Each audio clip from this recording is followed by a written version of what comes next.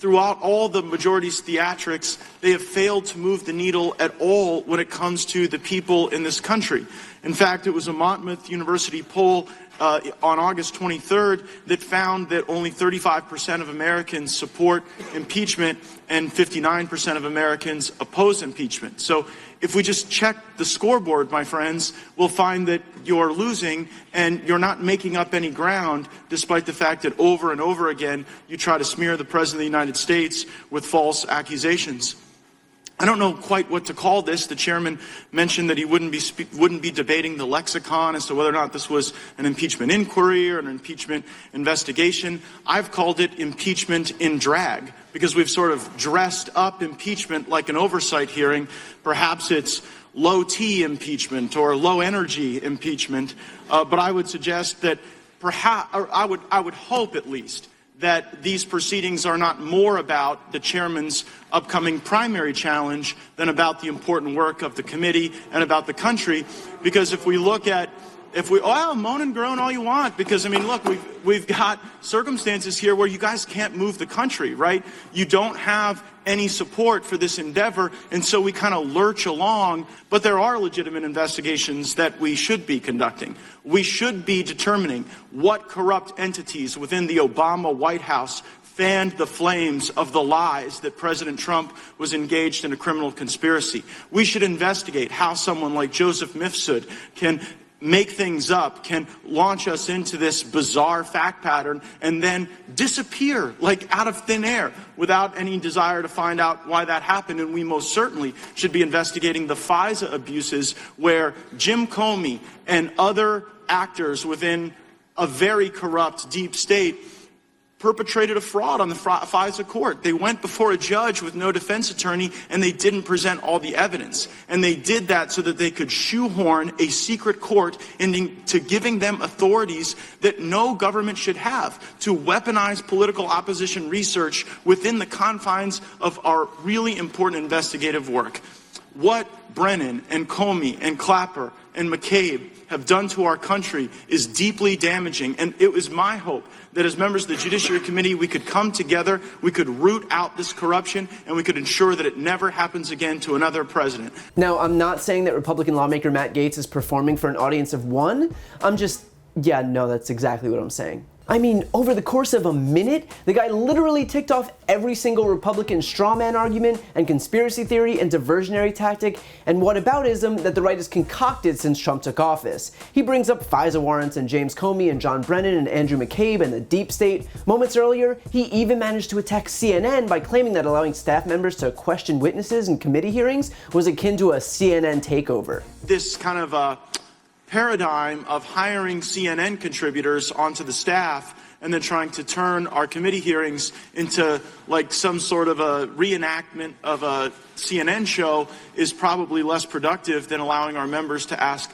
pointed and substantive questions. But these are all just made-up scandals to distract everyone from Trump's actual legitimate scandals that are all out in the open. It is basic, tired Republican distractionism. From wherever she was watching this, Kellyanne Conway must have been proud. Gaetz goes on to reference a Monmouth University poll showing support for impeachment at 35%. But first of all, this country's justice system isn't run by polling. We don't need to defer to polls to know whether or not Trump has committed an impeachable offense.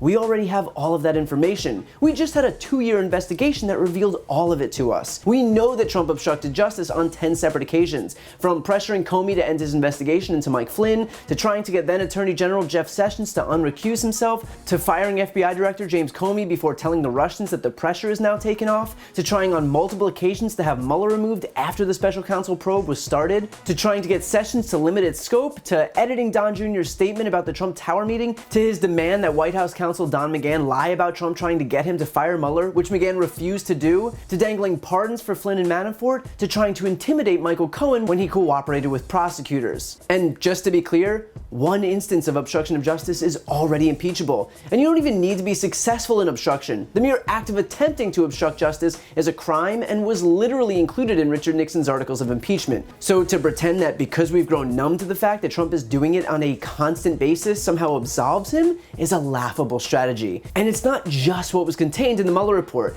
We know that Trump committed campaign finance law violations when he paid hush money to 2 women with whom he had affairs. Corporate contributions over $2,700 are illegal. So when Trump paid $150,000 to Karen McDougal and $130,000 to Stormy Daniels from Michael Cohen on behalf of the Trump Organization for the explicit purpose of not harming him in the 2016 election, he implicated himself in a felony. The same felony that Michael Cohen is currently in prison for. We know that Trump has used this position to enrich himself at the properties he still owns and profits from.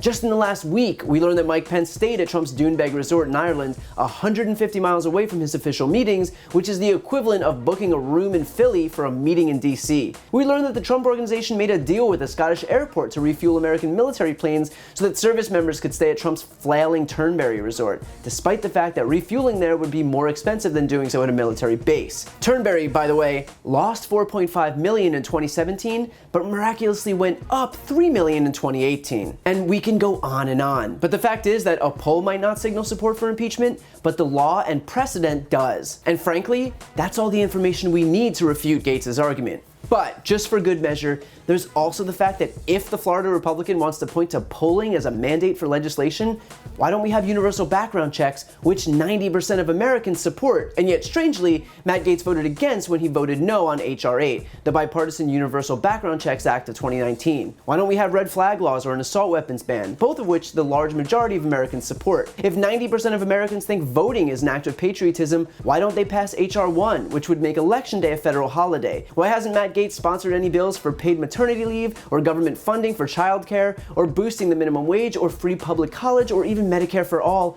of which polling shows a majority of this country supports? It's because Gaetz is happy to cherry-pick polls when, and only when, he thinks they support his agenda. It's because he doesn't actually care about what the majority of this country wants. He's only concerned about performing so the President of the United States can see what a good lapdog he's being. And I don't want to get ahead of myself, but if he plays his cards right, he might just earn himself a tweet in the rambling stream of consciousness that is this president's Twitter feed. And one final note about polls. If we look at Nixon's polling prior to Watergate, he came into his second term with a massive 68% approval rating.